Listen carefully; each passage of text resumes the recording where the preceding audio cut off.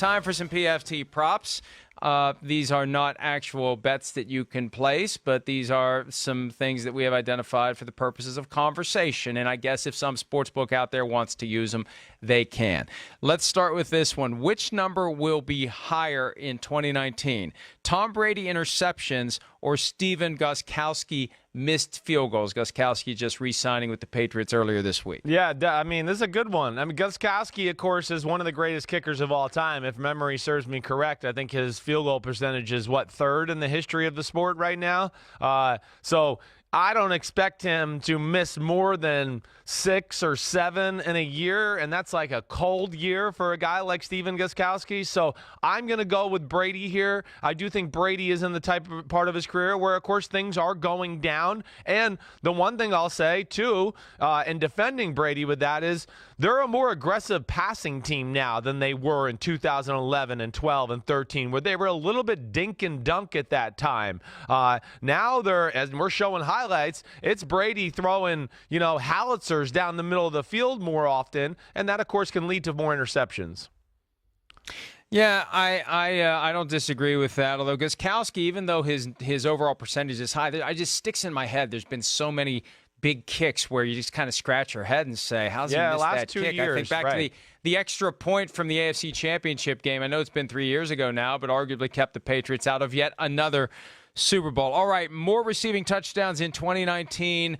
Odell Beckham Jr. or Sterling Shepard and Golden Tate combined for the New York Giants. Yeah, I'm going to go with Odell Beckham Jr. here. I think when it comes down to touchdowns alone, I think this is where Odell Beckham Jr. will have a unbelievable football season. I don't think he's going to lead the league in receiving yards or anything like that. I think he's top 5 in that category, but I just think there's too much wealth on that football team as far as talent with Landry and Njoku, Antonio Callaway. That'll take away some of his, catches and maybe yards to a degree, but I still think he's going to be a focal point for all the big plays, whether that's a post from the 50-yard line or we're going to design red zone plays for Odell Beckham Jr. because he's one of the greatest 50-50 jump ball players we've ever seen in the league. That's where I think he will really make a name for himself, and I think Odell Beckham Jr., I'm going to say it now, will lead the league in receiving touchdowns this year. By the way, Odell Beckham Jr. took to Twitter last night and suggested that he's seen his team's schedule, which I just don't believe, because if he sees it, that means someone else sees it, and eventually it gets reported. The fact that it isn't reported doesn't mesh with the idea that OBJ is aware of the schedule.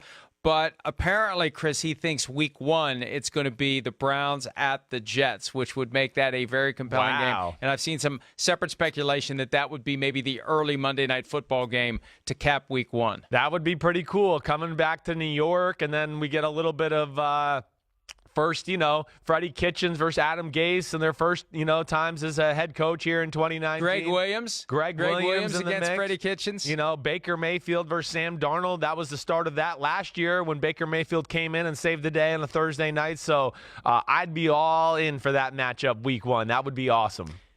All right, next prop. Which Bosa has more sacks in 2019, Nick or Joey? Nick is, listen, Nick's a special player. You know that. He's going in the top 3 picks of the NFL draft. I think he will go to the San Francisco 49ers at number 2. I'm going to still give Joey the edge here, though, just because Joey, I've seen him do it. I think if he stays healthy, this is the interesting thing about the player, Mike. Joey, to me, is a more physical, big, strong guy. Nick Bosa is maybe more made to be a pass rusher, if that makes sense to you. His ability to kind of turn the corner and just go get the quarterback, he's better than his brother at that. But his brother's a little bit more of a big guy who can win with power and do a few different things because of his size and that. But I'm still going to go with Joey. It is Nick's rookie year, and Joey's been pretty phenomenal to this point in his career. Well, and Joey's got Melvin Ingram on the other side, and we don't know what Nick Bosa is going to have. And we don't know that he's definitely going to be taken by the 49ers at number 2. It's just, I think it's too premature to have enough faith in Nick that, we've seen Joey do it.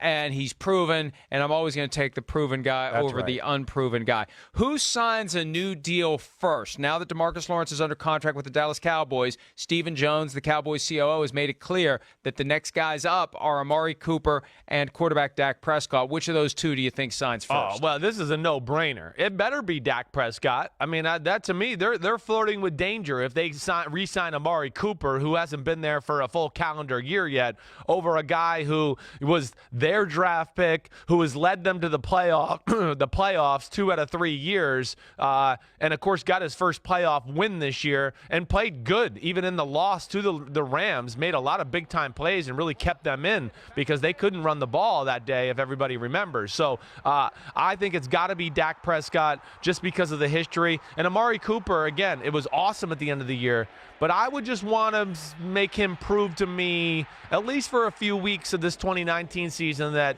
he's going to be the guy that we saw from last year in Dallas and not the guy we saw 2 and 3 years ago with the Oakland Raiders.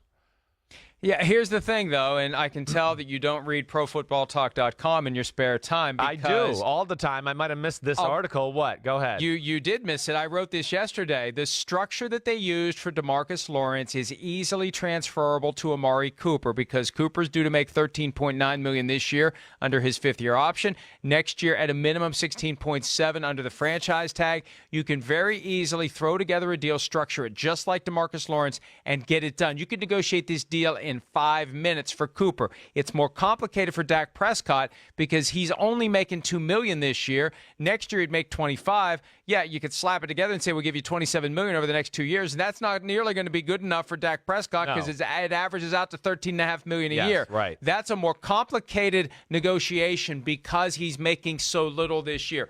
Cooper's is very easy.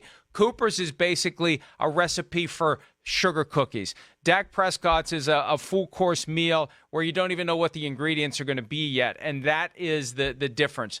And that's why I think Cooper gets a deal first, and I think Prescott will understand it because Cooper's is going to be easier to do. And they knock it out, they get it out of the way, and then they focus on Dak Prescott. Meanwhile, you got to worry about Ezekiel Elliott saying, hey, how about me? When do I get my contract? And we've raised that point in the past. Right. He may just need to hold out to get the team's attention. All right, one more before we break. Aaron Rodgers averaged 30 touchdown passes a year under Coach Mike McCarthy.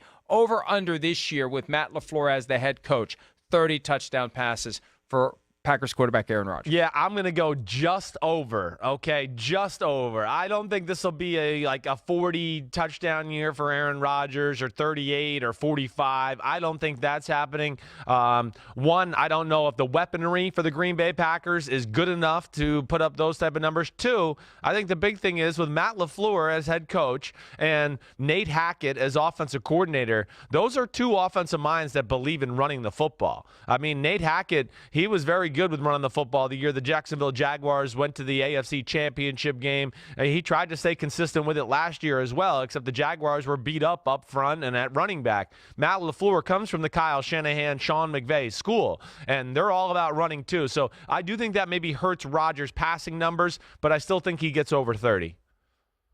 Yeah, and look, I just think that the aftermath of this whole Tyler Dunn thing, he is going to be focused and motivated and driven. He's going to want to prove people wrong. He's going to want to show he still has. He's going to want to carry the team as far as he can, and he's going to try to do a lot. Now, we can't rule out injuries because that impaired him last year. Yeah. But I agree with you. I think he's going to be over 30. All right. We're over, not quite, but it fit well with what I had just said. We're going to take a break. When we return, we're going to answer some of your questions as we work our way through this Thursday edition of Pro Football Talk Live. We'll be right back.